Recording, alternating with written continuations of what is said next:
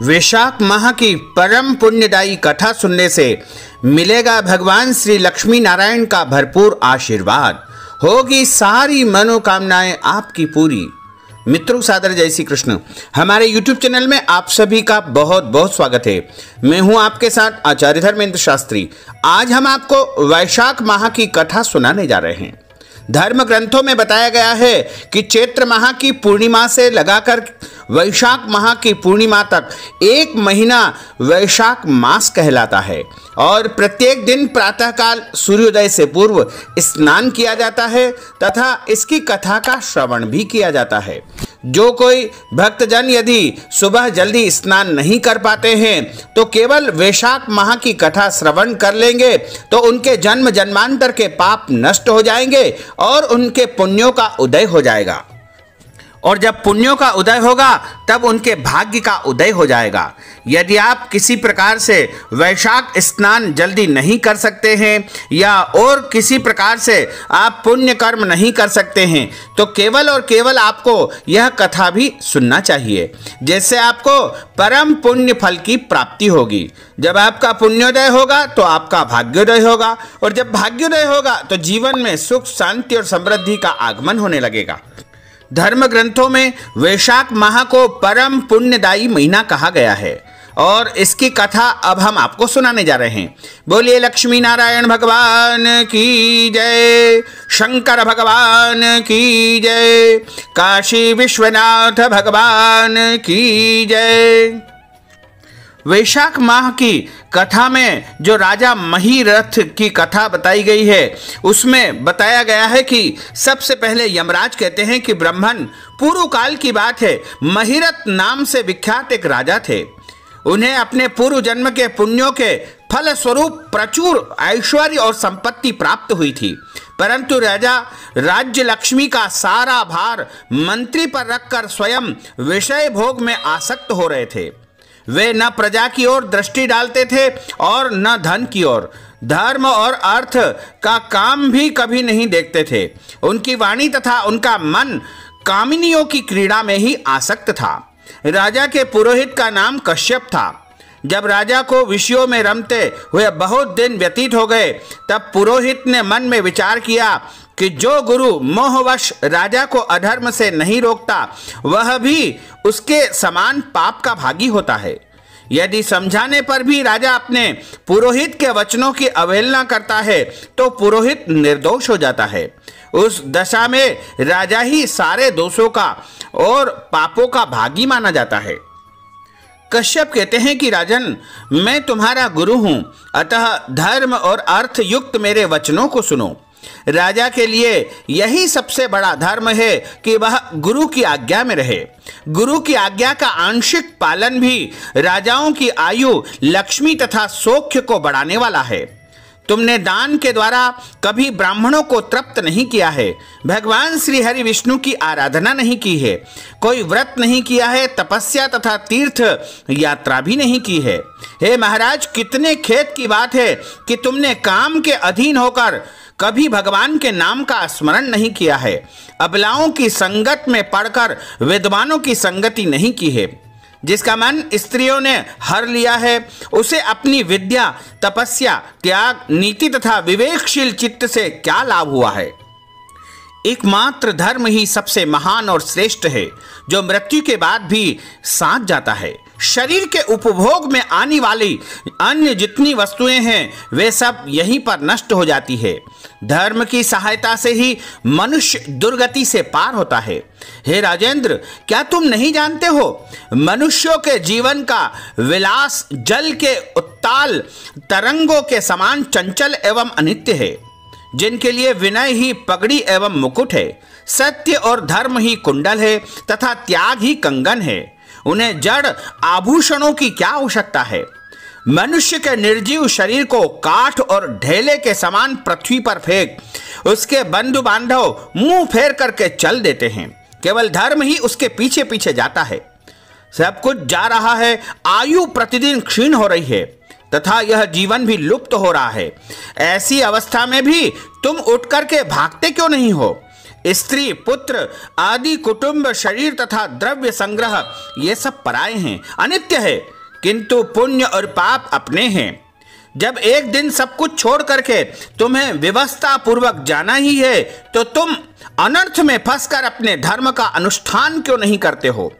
मृत्यु के बाद उस दुर्गम पथ पर अकेले कैसे जा सकोगे, जहां न ठहरने के लिए स्थान है, न खाने योग्य अन्न है, न पानी है, न राह खर्च है और न राह बताने वाला कोई गुरु है। यहां से प्रस्थान करने के बाद तुम्हारे पीछे कोई भी नहीं जाएगा, केवल पाप और पुण्य जाते समय तुम्हारे पीछे पीछे जाएंगे। अतः तुम आलस्य छोड़ करके वेदों तथा स्मृतियों में बताए हुए देश और कुल के अनुरूप हितकारक कर्म का अनुष्ठान करो। धर्म मूलक सदाचार का सेवन करो। धर्म और काम भी यदि धर्म से रहित हो तो उनका परित्याग कर देना चाहिए। दिन रात इंद्रिय विजय रूपी योग का अनुष्ठान करना चाहिए, क्योंकि जितेंद्रिय राजा ही प्रजा को अपने वश में रख सकता है। लक्ष्मी अत्यंत प्रगल्भ रमणी है और कटाक्ष के समान चंचली होती है। विनय रूपी गुण धारण करने से ही वह राजाओं के पास दीर्घ काल तक ठहरती है। जो अत्यंत कामी और घमंडी है, जिनका सारा कार्य बिना विचारे ही हो जाता है, उन मूढ़ चेता राजाओं की संपत्ति उनकी आयु के साथ नष्ट हो जाती है। व्यसन और मृत्यु, इनसे व्यसन को ही कष्टदायक बताया गया है। व्यसन में पड़े हुए राजा की अधोगति होती है। जो व्यसन से दूर रहता है वह स्वर्ग लोक को चला जाता है। व्यसन व दुख विशेषतः काम से ही उत्पन्न होते हैं, अतः काम का परित्याग करो। पापों में फंस जाने पर वैभव एवं भोग स्थिर नहीं रहते हैं, वे शीघ्र ही नष्ट हो जाते हैं। चलते, रुकते, जागते और सोते समय भी जिसका चित्त विकार में संलग्न नहीं रहता, वह जीते जी मृत्यु तुल्य माना जाता है। विद्वान पुरुष विषय चिंता छोड़ करके समता पूर्ण, स्थिर एवं व्यावहारिक युक्ति से परमार्थ का साधन करते हैं। जीव का चित्त बालक की भांति चपल होता है, अतः उससे बलपूर्वक कार्य करवाना चाहिए। हे राजन, धर्म के तत्वदर्शी वृद्ध पुरुषों की बुद्धि का सहारा ले पराबुद्धि के द्वारा अपने कुपथगामी चित्त को वश में करना चाहिए। लौकिक धर्म, मित्र, भाई, बंधु, हाथ पैरों का चलना, देशांतर में जाना, शरीर में क्लेश उठाना तथा तीर्थ के लिए प्रयत्न करना आदि कोई भी परम पद प्राप्ति में सहायता नहीं कर सकते हैं। केवल परमात्मा में मन लगा करके उनका जाप करने से ही उस पद की प्राप्ति होती है। इसलिए हे राजन, विद्वान पुरुष को उचित है कि वह विषयों में प्रवृत्त हुए चित्त को रोकने के लिए यत्न करे। रत्न से वह अवश्य ही वश में हो जाता है।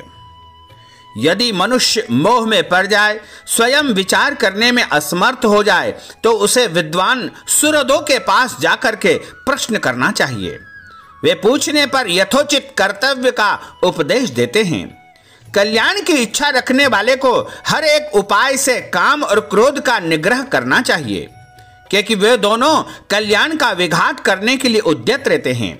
हे राजन, काम बड़ा बलवान है, वह शरीर के भीतर रहने वाला महान शत्रु है।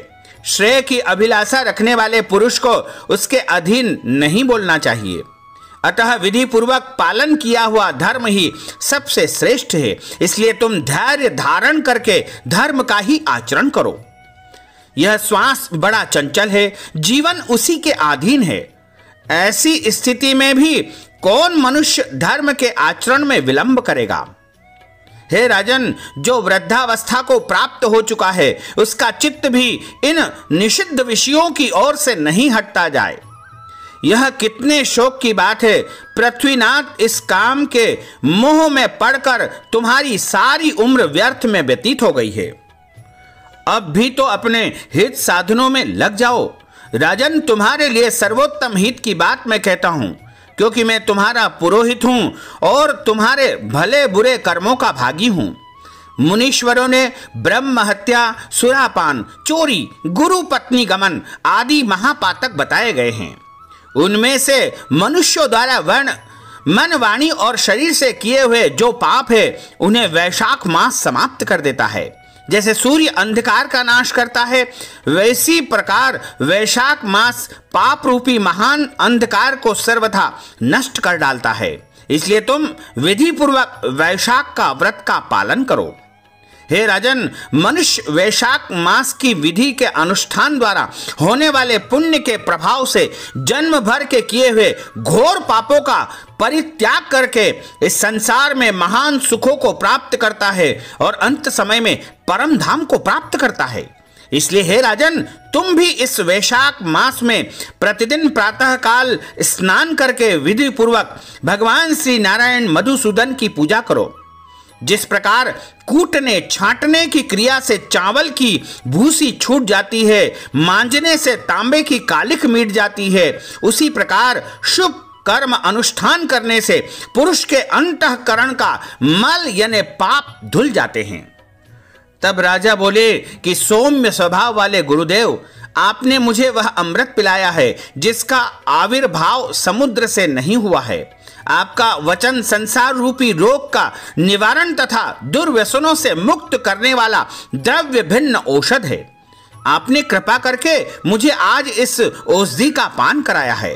हे विप्रवर, सत्पुरुषों का समागम मनुष्यों को हर्ष प्रदान करने वाला है। उनके पाप को दूर भगाने वाला तथा जरा मृत्यु का अपहरण करने वाली संजीवनी बूटी है। इस पृथ्वी पर जो जो मनोरथ दुर्लभ पाए गए हैं, वह सब यहाँ साधु पुरुषों के संग से प्राप्त हो जाते हैं। जो पापों का अपहरण करने वाली सत्संग की गंगा में स्नान कर चुका है, उसे दान, तीर्थ, सेवन, तपस्या तथा यज्ञ करने की क्या आवश्यकता है। हे प्रभु, आज के पहले मेरे मन में जो जो भाव उठते थे, वे सब केवल काम सुख के प्रति लोभ उत्पन्न करने वाले थे, परंतु आज आपके दर्शन से तथा वचन सुनने से उनमें विपरीत भाव आ गया है। मूर्ख मनुष्य एक जन्म के सुख के लिए हजारों जन्म के सुख नष्ट करता है और विद्वान पुरुष का एक जन्म से हजारों जन्म बना लेते हैं। हाय हाय, कितने खेत की बात है कि मुझ मूर्ख ने अपने मन को सदा काम जनित रस के आस्वादन सुख में ही फंसाए रखने के कारण कभी कुछ भी आत्म कल्याण का कार्य नहीं किया है। ओहो, मेरा मन कैसा मोह है जिससे मैंने स्त्रियों के फेर में पड़कर अपनी आत्मा को घोर विपत्ति में डाल दिया है, जिसका भविष्य अत्यंत दुखमय है, जिससे पार पाना बहुत कठिन है। भगवान, आपने स्वतः संतुष्ट होकर अपनी वाणी से आज मुझे मेरी स्थिति का बोध करा दिया है। अब उपदेश देकर के मेरा उद्धार कीजिए। पूर्व जन्म में मैंने कोई पुण्य किया था जिससे आपने मुझे बोध कराया है। विशेषतः आपके चरणों की धूलि से आज मैं पवित्र हो गया हूँ। वक्ताओं में श्रेष्ठ, अब आप मुझे वैशाख मास की संपूर्ण विधि विस्तार पूर्वक बताइए। कश्यप बोले, हे राजन, बुद्धिमान पुरुष को चाहिए कि वह बिना पूछे अथवा अन्याय पूर्वक पूछने पर भी किसी को उपदेश न दे। लोक में जानने हुए भी जड़वत अनजान की भांति आचरण करे, परंतु विद्वान शिष्यों, पुत्रों तथा श्रद्धालु पुरुषों को उनके हित की बात कृपा पूर्वक बिना पूछे भी बतानी चाहिए। राजन, इस समय तुम्हारा मन धर्म में स्थित हुआ है, अतः तुम्हें वैशाख स्नान के उत्तम व्रत का पालन कराऊंगा। उसके बाद पुरोहित कश्यप ने राजा महिरथ से वैशाख मास में स्नान, दान तथा पूजन कराया। शास्त्र में वैशाख स्नान के जैसी विधि उन्होंने देखी थी, उसका पूरा पूरा पालन करवाया। राजा महिरथ ने भी गुरु की प्रेरणा से उस समय विधि पूर्वक सब नियमों का पालन किया तथा माधव मास का जो जो विधान उन्होंने बताया वह सब आदर पूर्वक सुना। उन नृप श्रेष्ठ ने प्रातः काल स्नान करके भक्ति भाव के साथ पाद्य अर्घ्य दे करके श्री हरि नारायण का पूजन किया तथा उनको भोग लगाया। यमराज कहते हैं कि ब्राह्मण, तत्पश्चात राजा के ऊपर काल की दृष्टि पड़ी। अधिक मात्रा में रति का सेवन करने से उन्हें क्षय रोग लग गया, जिससे उनका शरीर अत्यंत दुर्बल हो गया। अंततो गत्वा राजा की मृत्यु हो गई। उस समय मेरे तथा भगवान विष्णु के दूत भी उन्हें लेने के लिए पहुंचते हैं। विष्णु दूतों ने ये राजा धर्मात्मा है, यो कहकर मेरे सेवकों को डांटा और स्वयं राजा को विमान में बैठा करके वैकुंठ लोक को ले गए। वैशाख माह में प्रातःकाल स्नान करने से राजा के सारे पाप नष्ट हो चुके थे। भगवान विष्णु के दूत अत्यंत चतुर थे। वे भगवान की आज्ञा के अनुसार राजा महीरथ को नरक मार्ग के निकट से ले चलते। जाते जाते राजा ने नरक में पकाए जाने के कारण घोर चित्कार करने वाले नारकी जीवों का अंतर्नाद सुना। कड़ाह में डाल करके ओटाए जाने वाले पापियों का क्रंदन बड़ा भयंकर सुना। सुनकर के राजा को बड़ा विस्मय हुआ। वे अत्यंत दुखी होकर के दूते से बोले कि जीवों के कराहने की यह भयंकर आवाज क्यों सुनाई दे रही है, इसका क्या कारण है? आप लोग सब बातें कृपा करके मुझे बताने की कृपा करें। भगवान विष्णु के दूत बोले, जिन प्राणियों ने धर्म की मर्यादा का परित्याग किया है, जो पापाचारी एवं पुण्यहीन है, वे तामिश्र आदि भयंकर नरकों में डाले गए हैं। पापी मनुष्य प्राण त्याग के पश्चात यमलोक के मार्ग में आकर भयानक दुख को भोगते हैं। यमराज के भयंकर दूत उन्हें इधर उधर घसीटते हैं और वे अंधकार में गिर पड़ते हैं। उन्हें आग में जलाया जाता है, उनके शरीर में कांटे चुभाए जाते हैं, उनको आरी से चीरा जाता है तथा वे भूख प्यास से पीड़ित रहते हैं। पीप और रक्त की दुर्गंध के कारण उन्हें बार बार मूर्छा आ जाती है। कहीं वो खोलते हुए तेल में तले जाते हैं, कहीं उन पर मूसलों की मार पड़ती है, कहीं तपाए हुए लोहे की शिलाएं उन्हें जो है डाल करके उन्हें उसके ऊपर डाला जाता है। कहीं वमन, कहीं पीप, कहीं रक्त उन्हें खाने को मिलता है। मुर्दों की दुर्गंध से भरे हुए करोड़ों नरक है, जहां शरपत्र वन है, शिलापात के स्थान है, जहां पापी शिलाओं पर पटके जाते हैं, तथा जहां की समतल भूमि भी आग से तपी हुई होती है। इसके सिवा गर्म लोहे के खोलते हुए तेल के, मैदा के तपे हुए स्तंभ तथा खूट शालबली नाम के नरक है। चुर्रे, कांटे, कील और उग्र ज्वाला के कारण क्षोभ एवं भय उत्पन्न करने वाले बहुत से नरक है। कहीं तपी हुई वैतरणी नदी है, कहीं पीप से भरे हुए अनेकों कुंड है। इन सब में पृथक पृथक पापियों को डाला जाता है।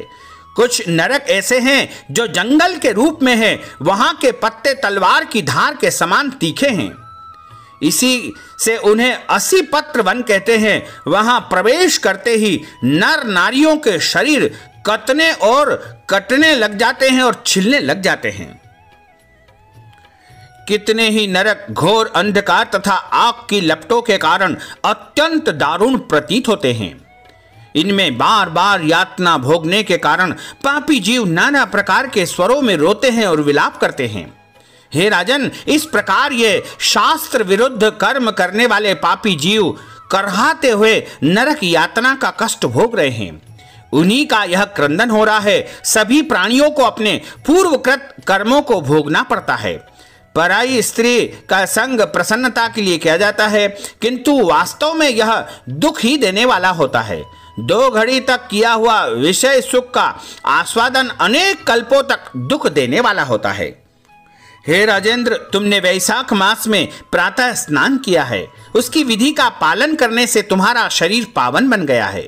उससे छूकर बहने वाली वायु का स्पर्श पाकर ये क्षण भर के लिए सुखी हो गए हैं। तुम्हारे तेज से इन्हें बड़ी तृप्ति मिल रही है। इसी से अब ये नरकवर्ती जीव करहाना छोड़ करके चुप हो गए हैं। पुण्यवानों का नाम भी यदि सुना या उच्चारण किया जाए तो वह सुख का साधक होता है, तथा उसे छूकर चलने वाली वायु भी शरीर में लगने पर बड़ा सुख देती है। नामापि पुण्यशीलानाम श्रुतम सौख्याय कीर्तिनाम जायते तद्वपु स्पर्श वायु स्पर्श सुखावहा। यमराज कहते हैं कि करुणा के सागर राजा महीरथ अद्भुत कर्म करने वाले भगवान श्री विष्णु के दूतों की उपयुक्त बात को सुनकर के द्रवित हो उठे। निश्चय ही साधु पुरुषों का हृदय मक्खन के समान होता है। जैसे नवनीत की आग की आंच पिघल जाती है, उसी प्रकार साधु पुरुषों का हृदय भी दूसरों के संताप से संतप्त होकर के द्रवित हो जाता है। उस समय राजा ने दूतों से कहा। राजा बोले, इन्हें देख करके मुझे बड़ी व्यथा हो रही है। मैं इन व्यथित प्राणियों को छोड़कर के जाना नहीं चाहता। मेरी समझ में सबसे बड़ा पापी वही है जो समर्थ होते हुए भी वेदनाग्रस्त जीवों का शोक दूर न कर सके। यदि मेरे शरीर को छूकर बहने वाली वायु के स्पर्श से ये जीव सुखी हुए हैं तो आप लोग मुझे उसी स्थान पर ले चलिए, क्योंकि जो चंदन वृक्ष की भांति दूसरों के ताप दूर करके उन्हें आह्लादित करते हैं तथा जो परोपकार के लिए स्वयं कष्ट उठाते हैं वे ही पुण्यात्मा है। शरीर में वे ही संत हैं जो दूसरों के दुखों का नाश करते हैं। संसार में उन्हें ही संत माना जाता है जो परोपकार की भावना रखते हैं तथा पीड़ित जीवों की पीड़ा दूर करने के लिए जिन्होंने अपने प्राणों को तिनकों के समान न्यौछावर कर दिया है। जो मनुष्य सदा दूसरों की भलाई के लिए तैयार रहते हैं उन्होंने ही इस पृथ्वी को धारण कर रखा है। जहां सदा अपने मन को ही सुख मिलता है वह स्वर्ग भी नरक के समान है। अतः साधु पुरुष सदा दूसरों के सुख से सुखी होते हैं। यहाँ नरक में गिरना अच्छा, प्राणों से वियोग हो जाना अच्छा, किंतु पीड़ित जीवों की पीड़ा दूर किए बिना एक क्षण भी सुख भोगना अच्छा नहीं होता है। दूत बोले, हे राजन, पापी पुरुष अपने कर्मों का ही फल भोगते हुए भयंकर नरक में पकाए जाते हैं। जिन्होंने दान, हवन अथवा पुण्य तीर्थ में स्नान नहीं किया है, मनुष्यों का उपकार तथा कोई उत्तम पुण्य नहीं किया है, वे ही परलोक में आने वाले घोर नरकों में पकाए जाते हैं। जिनका शील स्वभाव दूषित है, जो दुराचारी व्यवहार में निंदित, दूसरों की बुराई करने वाले एवं पापी है, वे ही नरकों में पड़ते हैं। पापी अपने मर्म भेदी वचनों से दूसरों का हृदय विदीर्ण कर डालते हैं तथा जो पराई स्त्री के साथ विहार करते हैं वे नरकों में पकाए जाते हैं। हे महाभाग भूपाल, आओ अब भगवान के धाम को चले। तुम पुण्यवान हो, अतः अब तुम्हारा यहाँ ठहरना उचित नहीं है। राजा ने कहा कि हे विष्णुदूतगण, यदि मैं पुण्यात्मा हूं तो इस महाभयंकर यम यातना मार्ग में कैसे लाया गया? मैंने कौन सा पाप किया है तथा किस पुण्य के प्रभाव से मैं विष्णु धाम को जाऊंगा? आप लोग मेरे इस संशय को कृपा करके दूर करने की कृपा करें। दूत बोले, तुम्हारा मन काम के अधीन हो रहा था, इसलिए तुमने कोई भी पुण्य यज्ञ अनुष्ठान अथवा यज्ञावशिष्ट अन्न का भोजन नहीं किया है, इसलिए तुम्हें इस मार्ग से लाया गया है। किंतु लगातार तुमने 3 वर्षों तक गुरु की प्रेरणा से वैशाख मास अमस में विधि पूर्वक प्रातः स्नान किया है तथा महापापों और अति पापों की राशि का विनाश करने वाले भक्त वत्सल विश्वेश्वर भगवान मधुसूदन की भक्ति पूर्वक पूजा की है। यह सब पुण्यों का सार है। केवल एक ही पुण्य से तुम देवताओं द्वारा पूजित होकर श्री विष्णु धाम को ले जाए जा रहे हो। हे नरेश्वर, जैसे एक ही चिंगारी पड़ जाने से तिनकों की राशि भस्म हो जाती है, उसी प्रकार वैशाख में प्रातः स्नान करने से सारे मनुष्य के जन्म जन्मांतर के एक एक पाप जल करके भस्म हो जाते हैं और वह प्राणी हरि भक्त पुरुष अति पापों के समूह से छुटकारा पा करके विष्णु पद को प्राप्त कर लेता है। यमराज कहते हैं कि ब्राह्मण, तब दया सागर राजा ने उन जीवों के शोक से पीड़ित भगवान विष्णु के दूतों से विनय पूर्वक कहा, साधु पुरुष प्राप्त हुए ऐश्वर्य का गुणों तथा पुण्य का यही फल मानते हैं। इनके द्वारा कष्ट में पड़े हुए जीवों की रक्षा की जाए। यदि मेरा कुछ भी पुण्य हो तो उसी के प्रभाव से ये नरक में पड़े हुए जीव निष्पाप होकर के स्वर्ग को चले जाए और इनकी जगह नरक में मैं निवास करूं। राजा के ऐसे वचन को सुनकर के श्री विष्णु के मनोहर दूत उनके सत्य और उदारता पर विचार करते हुए इस प्रकार बोले, हे राजन, इस दया रूप धर्म के अनुष्ठान से तुम्हारे संचित धर्म की विशेष वृद्धि हुई है। तुमने वैशाख माह में जो स्नान किया है, दान किया है, जप किया है, हवन किया है, तपस्या की है तथा देव पूजन आदि श्रेष्ठ कर्म किए हैं, वे अक्षय फल देने वाले हो गए हैं। जो वैशाख मास में स्नान दान करके भगवान का पूजन करता है, वो सब कामनाओं को प्राप्त करके भगवान विष्णु के धाम को प्राप्त कर लेता है। एक और तप, दान और यज्ञ आदि की शुभ क्रियाएं और एक और विधि पूर्वक आचरण में लाया हुआ वैशाख मास का व्रत, यह वैशाख मास ही महान है। हे राजन, वैशाख माह के एक दिन का भी जो पुण्य है वह तुम्हारे लिए सब दानों से बढ़कर है। दया के समान धर्म, दया के समान तप, दया के समान दान, दया के समान कोई भी मित्र नहीं है। पुण्य का दान करने वाला मनुष्य सदा लाख गुना पुण्य को प्राप्त करता है। विशेषतः तुम्हारी दया के कारण धर्म की अधिक वृद्धि हुई है।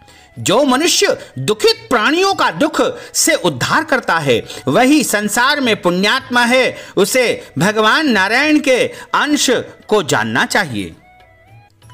हे वीर, वैशाख मास की पूर्णिमा को तीर्थ में जाकर जो तुमने सब पापों का नाश करने वाले दान, स्नान आदि पुण्य किए हैं, उसे विधिवत भगवान श्रीहरि को साक्षी बनाकर 3 बार प्रतिज्ञा करके इन पापियों के लिए दान कर दो, जिससे यह नरक से निकल करके स्वर्ग को चले जाए।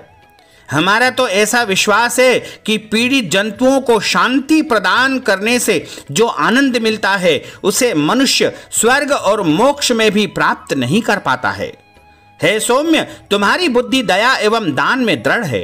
इसे देख करके हम लोगों को भी उत्साह होता है। राजन, यदि तुम्हें अच्छा जान पड़े तो अब बिना विलंब किए इन्हें वह पुण्य प्रदान करो जो नरक यातना के दुख को दग्ध करने वाला है। भगवान विष्णु के दूतों के यह कहने पर दयालु राजा महिरथ ने भगवान गदाधर को साक्षी बनाकर 3 बार प्रतिज्ञा पूर्वक संकल्प करके उन पापियों के लिए अपने पुण्य को अर्पण कर दिया। वैशाख मास के एक दिन के ही पुण्य का दान करने पर वे सभी जीव यम यातना से दुख से मुक्त हो गए।